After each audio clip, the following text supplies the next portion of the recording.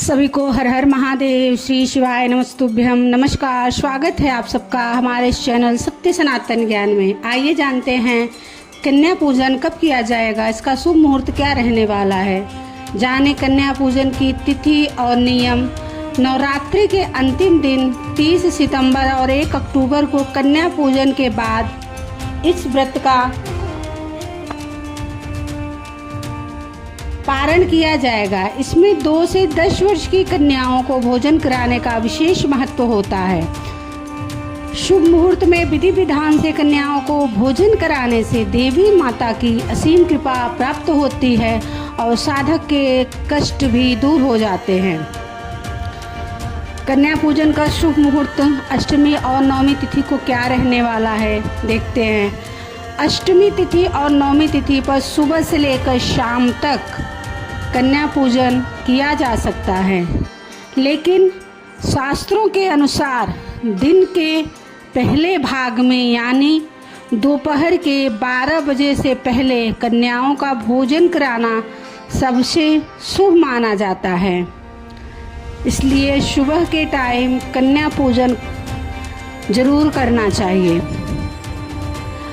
आइए जानते हैं अष्टमी के दिन कन्या पूजन का मुहूर्त क्या रहने वाला है।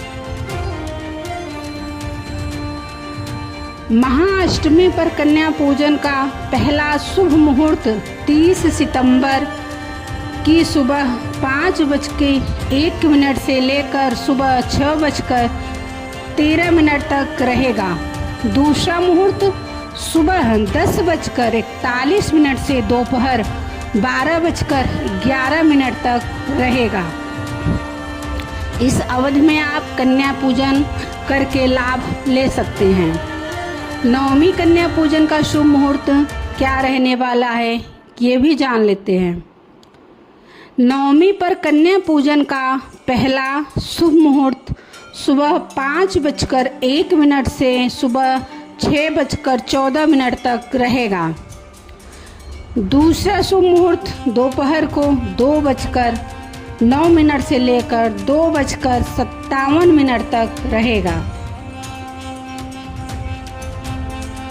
कन्या पूजन कैसे करना चाहिए, कैसे किया जाता है।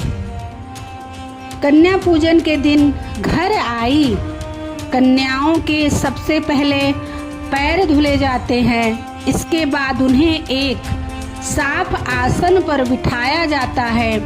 फिर कन्याओं के माथे पर तिलक लगाते हैं, साथ ही हाथ में कलावा बांधते हैं। फिर उन्हें भोजन खिलाया जाता है। इस दिन कन्याओं को खाने में हलवा, पूरी और चना जरूर देना चाहिए। इसके बाद उन्हें गिफ्ट या दक्षिणा देकर उनका आशीर्वाद प्राप्त करें।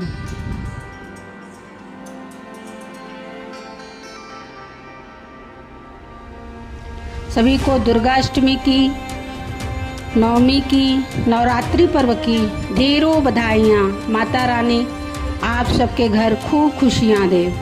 कन्याओं को क्या तोहफे देने चाहिए। घर आई कन्याओं को भेंट के रूप में आप नारियल दे सकते हैं। कन्याओं को श्रृंगार का सामान जैसे चूड़ी, बिंदी, लाल रंग की चुनरी दे। पढ़ाई लिखाई से संबंधित सामान जैसे पेंसिल, कॉपी, बैग आदि दे सकते हैं। कन्या पूजन के बाद कन्याओं को कुछ धन दक्षिणा के रूप में अपनी सामर्थ्य के अनुसार अवश्य दे। भूल कर भी ना दे कन्याओं को ये तोहफे। नवरात्रि में कन्याओं को कभी भी काले रंग के उपहार नहीं देना चाहिए। प्लास्टिक के उपहार भी कन्याओं को बिल्कुल ना दें। कन्याओं को कांच की बनी कोई वस्तु या नुकीली वस्तु ना दें। कन्या पूजन में कुछ गलतियों का भी हमें ध्यान रखना चाहिए कि क्या गलतियां नहीं करें। कन्या पूजन में बनाए गए भोजन में लहसुन प्याज का प्रयोग ना करें। कन्याएं जब तक बैठी हैं उन्हें अपनी मर्जी से बैठने दें। कन्याओं को घर से जाने को बिल्कुल भी ना कहें। कन्या पूजन के बाद सभी कन्याओं के पैर जरूर छुएं।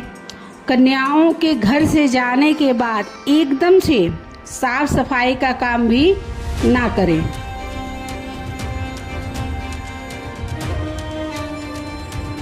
सभी को पावन नवरात्रि पर्व की बहुत बहुत शुभकामनाएं। माता रानी आप सबके घर आए, आप सबकी झोलियां खुशियों से भर दें। हर दुख हर कष्ट माँ अपने साथ ले जाए। सभी को दुर्गा अष्टमी, नवमी, दशहरा की बहुत बहुत बधाइयाँ। हर हर महादेव, श्री शिवाय नमस्तुभ्यम। जय भोलेनाथ, जय माता दी।